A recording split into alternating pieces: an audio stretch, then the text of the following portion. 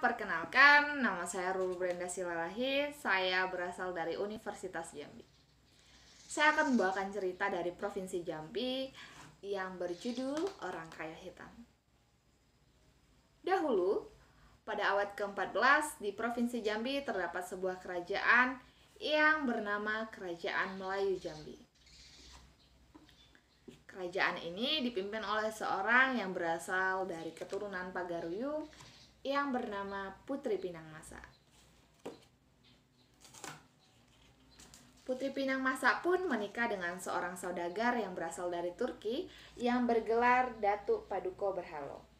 Mereka memiliki 4 orang anak yang bernama Orang Kayo Pingai, lalu yang kedua Orang Kayo Kedataran, yang ketiga Orang Kayo Hitam, dan yang keempat ialah Orang Kayo Gemuk. Pada saat anaknya sudah dewasa, kerajaan pun diturunkan kepada Orang Kayo Pingai. Namun, pada masa pemerintahan Orang Kayo Pingai, kerajaan Jambi diwajibkan untuk membayarkan upeti kepada kerajaan Mataram. Hal ini membuat Orang Kayo Hitam kecewa dengan keputusan kakandanya. Pada suatu ketika, saat pengiriman upeti kepada kerajaan Mataram, Orang Kayo Hitam memberhentikan perjalanan pengiriman upeti. Wahai penduduk kerajaan, mengirimkan upeti itu adalah haram. Jambi adalah sebuah kerajaan. Mataram juga adalah sebuah kerajaan. Lantas, mengapa kita harus mengirimkan upeti kepada mereka? Perkataan Orang Kayo Hitam ini meyakinkan penduduk kerajaan Melayu Jambi dan mengakibatkan pemberhentian sementara pengiriman upeti. Tentunya hal ini membuat murka Raja Mataram. Dan Raja Mataram berkata, "Berantas semua yang menjadi biang keladi pembangkangan." Lalu datanglah seorang peramal kerajaan. Ia berkata, "Tuanku, orang ini sangat sakti.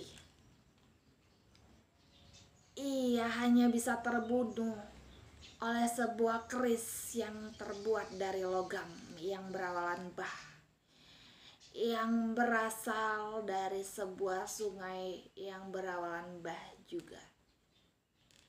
Penempahan keris ini harus dilakukan selama 1 bulan setiap hari Jumatnya."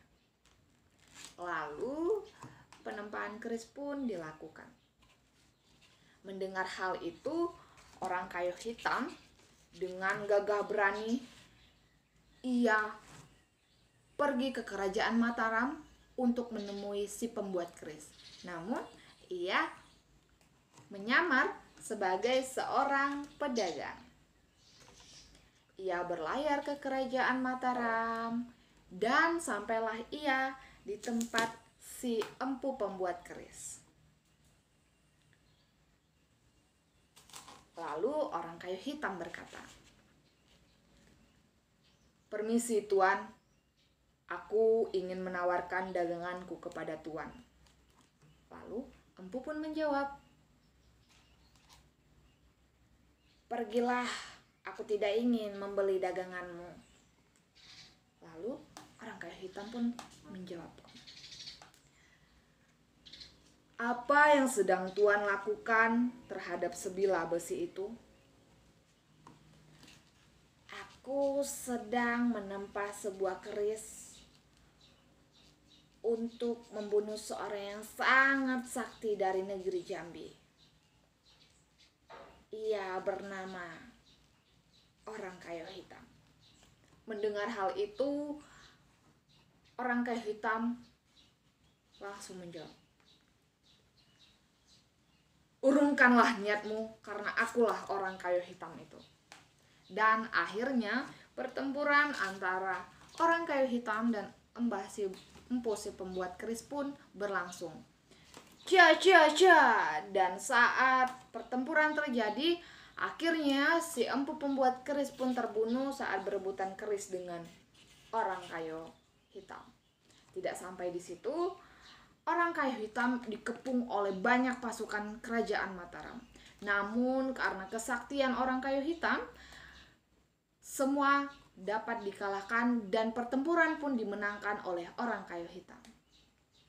Lalu Raja Mataram pun datang dan berkata, "Melihat kesaktianmu, kau memang tak terkalahkan.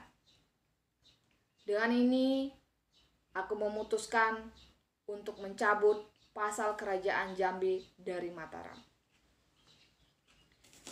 Terimalah keris ini." Raja Mataram memberikan keris itu kepada orang kayu hitam, dan orang kayu hitam menerimanya dan melilitkannya di rambutnya.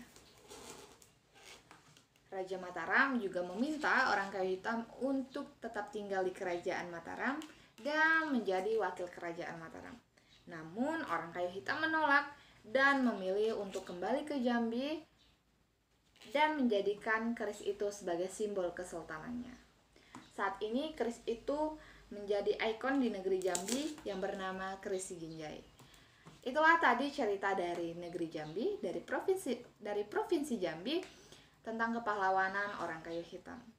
Pada saat ini kita sebagai generasi bangsa tidak perlu berperang dan melakukan pertempuran untuk mempertahankan kemerdekaan bangsa Indonesia kita ini. Kita cukup belajar agar kita bisa mempertahankan perjuangan para pahlawan kita untuk melanjutkan negara kita, negara Indonesia. Sekian cerita dari saya. Salam merdeka.